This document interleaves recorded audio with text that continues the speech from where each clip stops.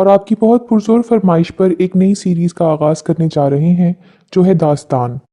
Episode 1 के आगाज़ में बताया जाता है कि ये 8वीं सदी ईस्वी का दौर है, जबकि इस्लाम अभी वस्ती एशिया में नहीं फैला था और उन सरजमीनों पर चीन ने तुर्कों का जीना दोभर कर रखा था। और सिर्फ यही नहीं, तुर्क कबाइल भी एक दूसरे के बहुत बड़े दुश्मन थे। फिर पहाड़ों का एक मंजर पेश किया जाता है, जहाँ आकिज और उसका भेड़िया मौजूद है और आकिज उससे टेक लगाए सो रही है। और वो ख्वाब देखती है कि पहाड़ों के दरमियान चश्मा बह रहा है और उस जगह पर उसके बाबा खड़े हैं। वो बढ़ती हुई अपने बाबा की तरफ जाती है और उसके बाबा उसे एक मोतियों वाला तीर देते हैं और उसे कहते हैं कि तीर चलाओ आकिस, और ये जहां पर गिरेगा वही तुम्हारा मुकद्दर होगा। आकिस कमान खींचती है और तीर चलाती है, और वो तीर दीवार पर बने एक उकाब को जा लगता है, जो एक ड्रैगन का शिकार कर रहा है, और दरअसल ये गोक महल की एक दीवार है। वो आगे की तरफ बढ़ती है और उसके कानों में उसके बाबा के अल्फाज गूंज रहे होते हैं कि आगे बढ़ो वाकिस, तुम्हें हारना नहीं है, थकना नहीं है, क्योंकि तुम हमारा मुस्तकबिल हो। और फिर वो एक तख्त के सामने पहुंच जाती है और वो देखती है कि उस तख्त पर एक नौजायदा बच्चा लेटा हुआ है और उसके साथ एक भेड़िया बैठा है। अभी वो ये गौर से देख ही रही होती है कि उसकी अचानक आंख खुल जाती है। फिर वो घोड़े पर सवार होकर वहां से रवाना हो जाती है और अपने दौर का तारुफ कुछ यूं करवाती है कि उनके दौर में इंसान का आबाई घर ही उनका असल मुकद्दर होता है, और वो अपने आबाओ अजदाद से ही गैरत और हुनर सीखते हैं। और जो कोई हुनर नहीं रखता वो इस वहशी दौर में कभी नहीं जी सकता, और जो गैरत से महरूम है, तुर्कों की सरजमीन पर उसे कोई जीने नहीं देगा। आकिस बताती है कि उसने ये सब अपने बाबा से सीखा है, क्योंकि माँ की गोद उसने कभी देखी ही नहीं थी। इतने में वो गोक महल के करीब पहुंच जाती है और अल्पागो खान के बारे में सोचती है, जो कि असल में उनकी तबाही की वजह है और जिसने उन लोगों को बेघर कर दिया था और आकिस को यतीम कर दिया था, और जिसके लिए आज भी वो गुस्से और बदले की आग में जल रही है। आकिस 15 साल पहले का वक्त याद करती है और एक जंग का मंजर दिखाया जाता है, और जिस जंग में अल्पागो खान और उसके साथी चीनी सिपाहियों का खात्मा कर चुके होते हैं, और अल्पागो इस वक्त शदीद गुस्से में होता है। अल्पागो के भाई बलामीर को एक चीनी सिपाही से नक्शे का टुकड़ा मिलता है और जिसमें उनके बारे में सब कुछ लिखा होता है। वो देखकर बलामीर बहुत हैरान रह जाता है और वो अल्पागो को बताता है कि हमें जाल में फंसाया गया है और इस टुकड़े पर हमारे बारे में सब कुछ लिखा है। और अल्पागो के पूछने पर बलामीर उसे बताता है कि इस टुकड़े पर हमारी तादाद, तरतीब और ये भी कि हम कहाँ से गुजरने वाले हैं, सब कुछ लिखा है। सल्तूक भी जो के पास खड़ा होता है, ये सुनकर कहता है कि ये नामुमकिन है, क्योंकि ये बात बहुत ही कम लोग जानते थे। बालामीर अल्पागो को बताता है कि हमारे दरमियान एक गद्दार मौजूद है।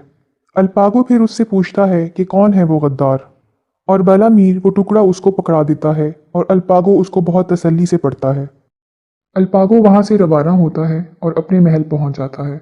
महल में दाखिल होने के बाद वो तिलसिम खातून को आवाज़ें लगाता है, और एजे खातून जो कि पहले ही वहां मौजूद होती है, उससे पूछता है कि कुमा खातून कहाँ है, जिसने गो खान को धोखा दिया, वो खातून इस वक्त कहाँ है। फिर दूसरी जानिब रात का मंजर दिखाया जाता है, जहां तिलसिम खातून अपने बेटे बातूगा के हमरा जंगल से फरार हो रही हैं और फिर झील किनारे पहुंच जाती हैं, जहां पर पहले से ही सिपाही मौजूद होते हैं, जो कि दरअसल दाग कबीले के सिपाही हैं और उनके बाबा के सिपाही हैं। उनके पास पहुंचकर तिलसिम खातून उनसे कहती हैं कि मुझे और मेरे बेटे को खैरियत से मेरे बाबा तक पहुंचा दो। इतने में अल्पागो अपने सिपाहियों के साथ वहां पहुंच जाता है और उन सिपाहियों को रुकने के लिए कहता है, लेकिन दाग कबीले का सिपाही उसे कहता है कि बातुआ से जितना तुम्हारा ताल्लुक है, उतना दाग कबीले का भी है, और हम बातुआ को उसके नाना तोयगार खान के हवाले करेंगे।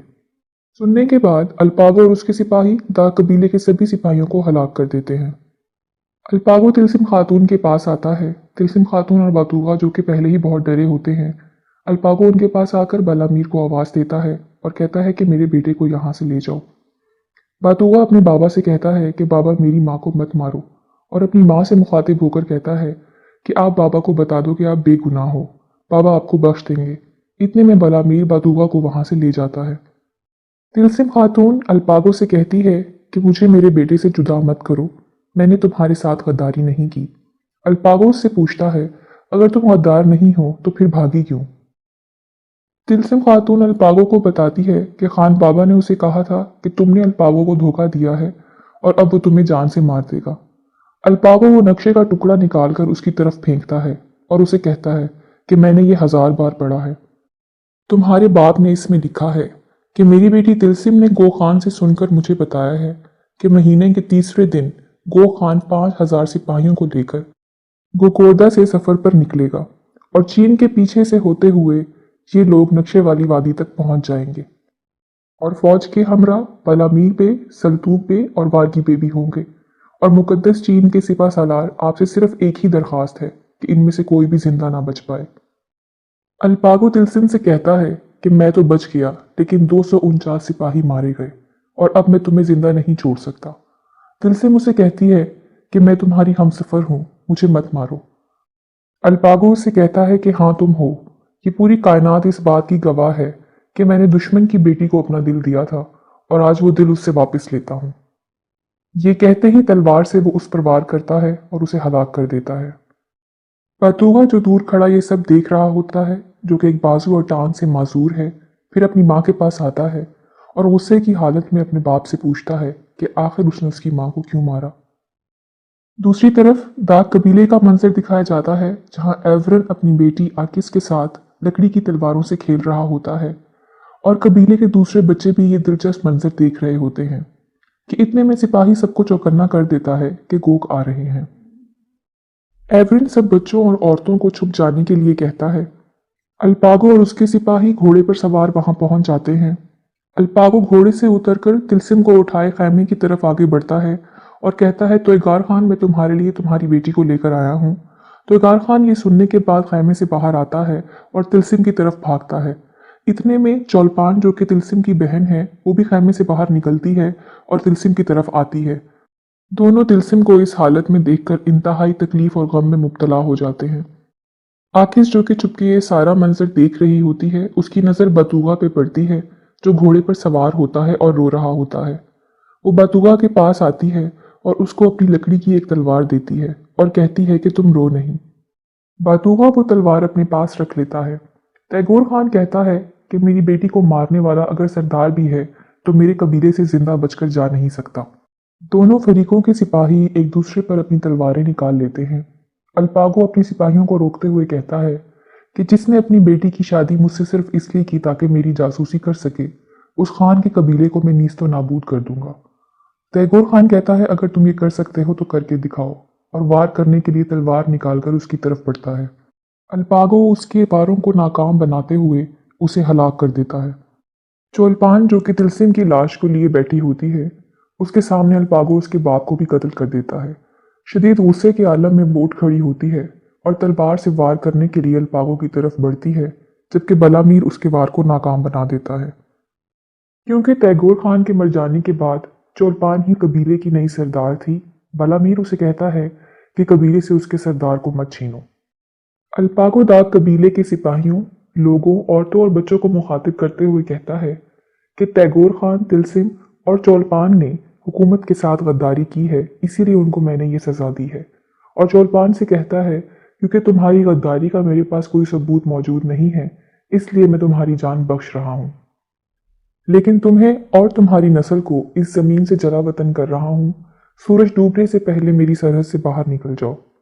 एवरिन अल्पागो से कहता है कि हम अपना वतन छोड़कर कभी भी नहीं जाएंगे, और तलवार निकालकर उसकी तरफ बढ़ता है और उस पर हमला कर देता है। अल्पागो उसके हमले को नाकाम बनाता है और उसे जख्मी कर देता है। एवरिन की नज़र अपनी बेटी आकिस पे पड़ती है और इतने में अल्पागो उसको हलाक कर देता है।